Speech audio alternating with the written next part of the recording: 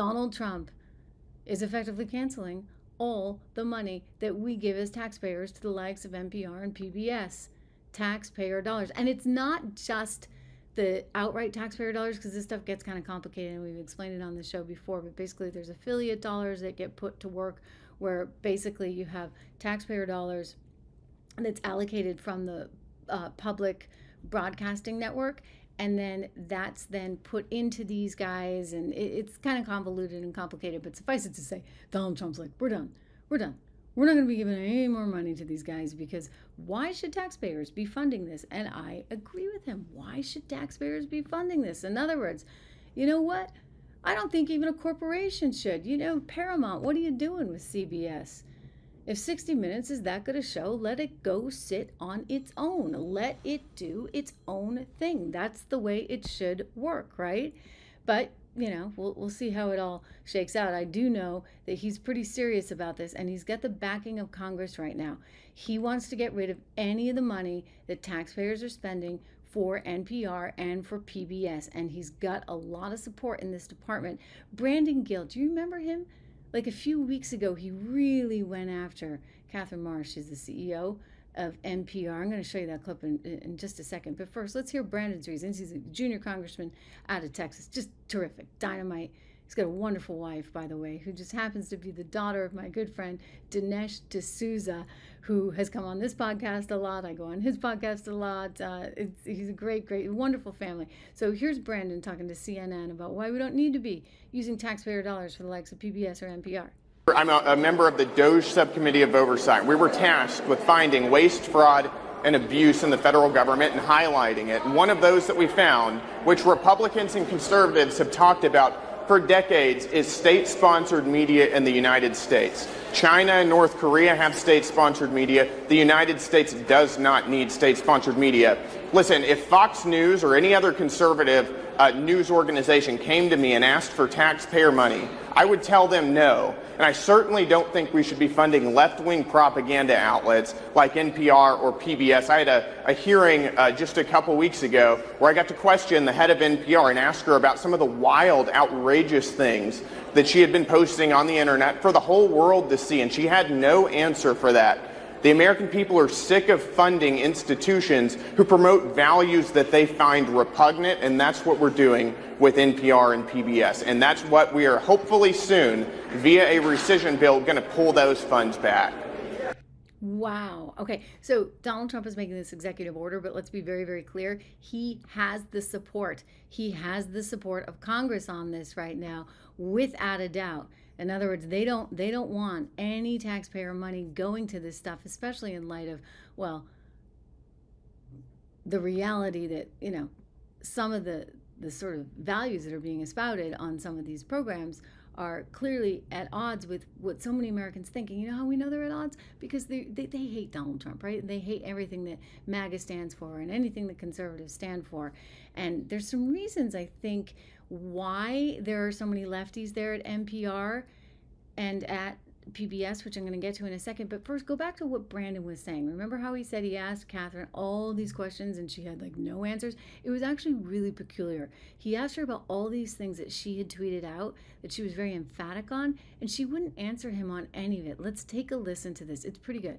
Ms. Maher, I want to start with you. Just generally, would you say you generally agree or disagree with the following statement?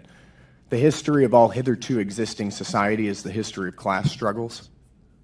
I would not say I agree with that. You're not. That's good to hear. It's interesting because a lot of your thinking, as expressed by your public statements, is deeply infused with economic and cultural Marxism. Do you believe that America is addicted to white supremacy? I believe that I tweeted that, and as I've said earlier, I believe much of my thinking has evolved over the last half decade. It has evolved. Why did you tweet that? I don't recall the exact context, sir, so I wouldn't be able to say. Okay. Do you believe that America believes in black plunder and white democracy? I don't believe that, sir. You tweeted that in reference to a book you were reading at the time, apparently, The Case for Reparations. I don't think I've ever read that book, sir. You tweeted about it. You said you took a day off to fully read The Case for Reparations. You put that on Twitter in January of 2020. Apologies, I don't recall that I did. Okay. I'd no doubt that your tweet there is correct, but I don't recall that. Okay. Do you believe that white Whoa. She took a day off from work to read the thing and then tweets that, and she can't remember that she even read it? Whoa. What are we paying her for? people inherently feel superior to other races? I do not. You don't? You tweeted something to that effect. You said, I grew up feeling superior. Ha, how white of me. Why did you tweet that? I think I was probably reflecting on what it was to grow up in an environment where I had lots of advantages. It sounds like you're saying that white people feel superior. I don't believe that anybody feels that way, sir. I was just reflecting on my own experiences. Do you think that white people should pay reparations? I have never said that, sir. Yes, you did. You said it in January of 2020. You tweeted, yes, the North, yes, all of us, yes, America, yes, our original collective sin and unpaid debt, yes, reparations, yes, on this day. I don't believe that was a reference to fiscal reparations, sir. What kind of reparations was it a reference to? I think it was just a reference to the idea that we all owe much to the people who came before us. Whoa! Oh my gosh, she's clever, huh? That's one way to get out of it. Listen, this is the end of state media. You're watching it right here, right now. If you guys can make that work, you go make it work on your own. But I don't think taxpayers are going to be paying for it anymore, which is important. It's a good deal. You know what? This, ladies and gentlemen, let me show you. Whoopsie daisy. We got to get the right camera up here. See? This is my favorite thing. The Smith-Mundt Act. Okay, the Smith-Mundt Act of 2012. This went into being because of one Barack Obama. Okay, so he changed the propaganda rules. He lifted the domestic ban on U.S. government-produced media. We used to do this back in the Cold War days. Okay, we did this like back in the 1950s. We actually put the Smith-Mundt thing in because we wanted to make sure that our State Department was projecting our worldview onto all the other countries that we wanted to influence. But the deal was you couldn't actually turn it back on us, like you couldn't have some kind of psych up going on with us. And then it all changed.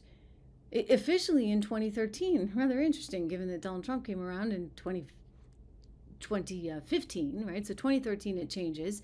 They lift the domestic ban, and all of this means is that all of the propaganda that was being pushed, say, overseas, suddenly could be used right here at home. I mean, this is amazing, right? And you talk about how the insanity started.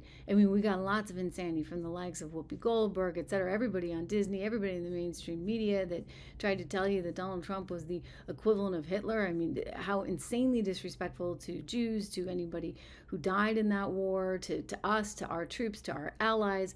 Insane. Thank you, Trace, for the support. Much, much, much appreciated. Trying to get everybody to make sure that they hit a like button and that they subscribe. The subscribe is really important because we're jumping thanks to all of your subscriptions here, 730,000 people. But this Smith-Mundt Act, this is actually really important because that's when you start to see this tone change.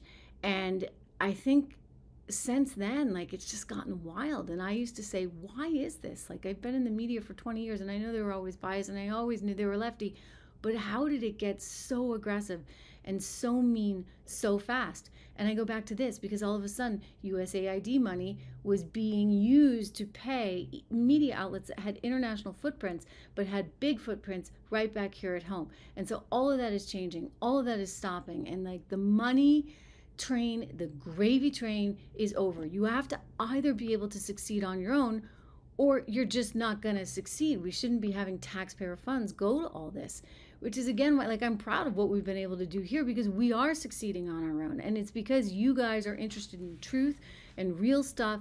And I love that. You know, I mentioned I'm here in Savannah, Georgia today with Job Creators Network.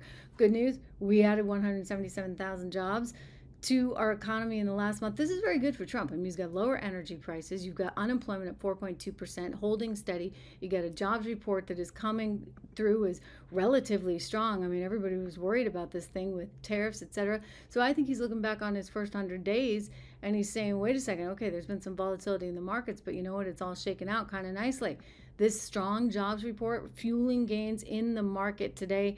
It's good stuff. Remember, if you're interested in investing, you know where you need to go. My company that I started with my friend Rob Horton, 76research.com. You can use code word dollar so that you can get the 76 report for just $1 a month. You can swing it. Come on. By the way, if you don't like it, we give you the dollar back, right? So no harm, no foul. Dollar for the first 2 months, then it goes to $9.95, $9.95. Anyway, a lot of information there that you can use